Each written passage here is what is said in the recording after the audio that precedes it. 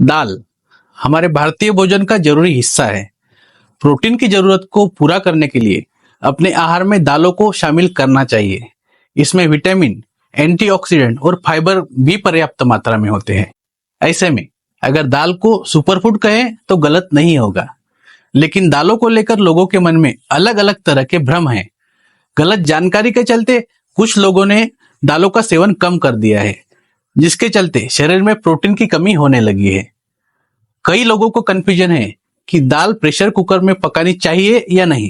आप भी सोच रहे होंगे कि ये कैसा सवाल है, दाल आखिर प्रेशर कुकर में ही पकाई जाती है। कुछ दिनों पहले सोशल मीडिया पर वायरल हुए वीडियोस में दिखाया गया था कि दाल को अगर प्रेशर कुकर में पकाया जाए तो शरीर में यूरिक एसिड बढ़ता है। तो इसीलिए आज हम जानेंगे कि क्या प्रेशर कुकर में दाल पकाने से सच में यूरिक एसिड बढ़ता है।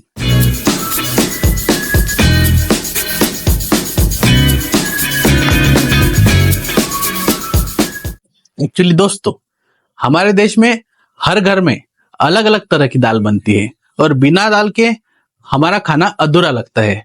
मगर कई लोगों को दाल खाने से ब्लोटिंग की समस्या बढ़ जाती है, जबकि कई लोगों को दाल आसानी से नहीं पचती है, जिस कारण लोगों का मानना है कि प्रेशर कुकर में दाल पकाने से उसमें यूरिक एसिड की मात्रा बढ़ जाती है। लेकिन दोस्तों, ऐसा नहीं है।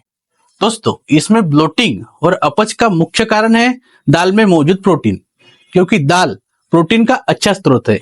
और रही बात यूरिक एसिड की, तो जिन फूड्स में प्यूरिन कंटेंट ज्यादा होता है, यानी प्यूरिन नामक घटक ज्यादा मात्रा में होता है, उन फूड्स की वजह से यूरिक एसिड बढ़ सकता है, जैसे कि सी फूड्स, रेड मीट आदि।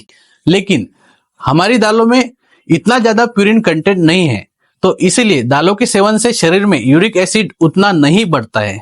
और इसके साथ ही लोगों को एक और कंफ्यूजन भी है कि दाल के ऊपर बनने वाला झाग निकालना जरूरी है या नहीं। एक्चुअली दाल के ऊपर जो झाग बनती है वह सोपेनिन, प्रोटीन और स्टार्च की वजह से होता है।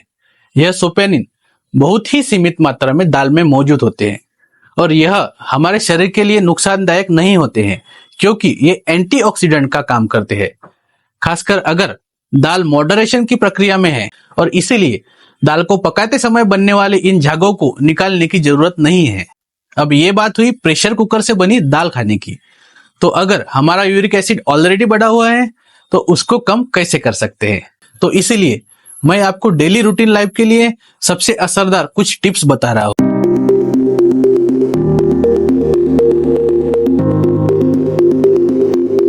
जिसमें सबसे पहले आप अपने शरीर से अतिरिक्त यूरिक एसिड को बाहर निकालने के लिए खूब सारा पानी पिए। अत्यधिक मात्रा में प्यूरिन के सेवन से बचने के लिए अपने हिस्से के आकार को नियंत्रित करें, जो यूरिक एसिड को बढ़ाने का काम करते हैं।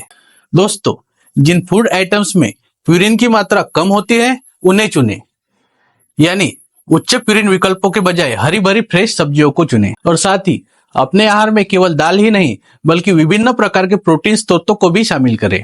And most important point is, शराब शरीर की यूरिक एसिड को खत्म करने की क्षमता में हस्तक्षेप करती है, और इसीलिए शराब का सेवन कम करने की कोशिश करें। और साथ ही शरीर का ज्यादा वजन होने से यूरिक एसिड का स्तर बढ़ सकता है।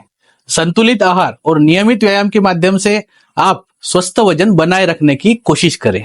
और साथ ही उच्च फ्रुक्टोज कॉर्न सिरप, जो अक्सर मीठे पेय पदार्थों में पाया जाता है, वह यूरिक एसिड के स्तर को बढ़ाने में मदद करता है। ऐसे में आप मीठे खाद्य पदार्थों और पेय पदार्थों का सेवन कम करें।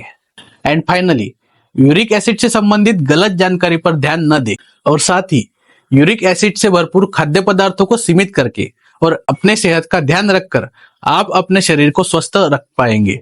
इसीलिए आप अपने डाइट का विशेष ध्यान रखें। एंड फाइनली दोस्तों, अगर आपको यह वीडियो पसंद आया है तो नीचे कमेंट करें, और ऐसे ही सेहत संबंधित जानकारी के लिए चैनल को सब्सक्राइब भी करें, और आपके परिवार और दोस्तों के साथ हमारे वीडियो शेयर भी करें, जिससे ज्यादा से ज्यादा लोगों तक यह इंफॉर्मेटिव वीडियो पहुंच सके। Thank you and have a nice day.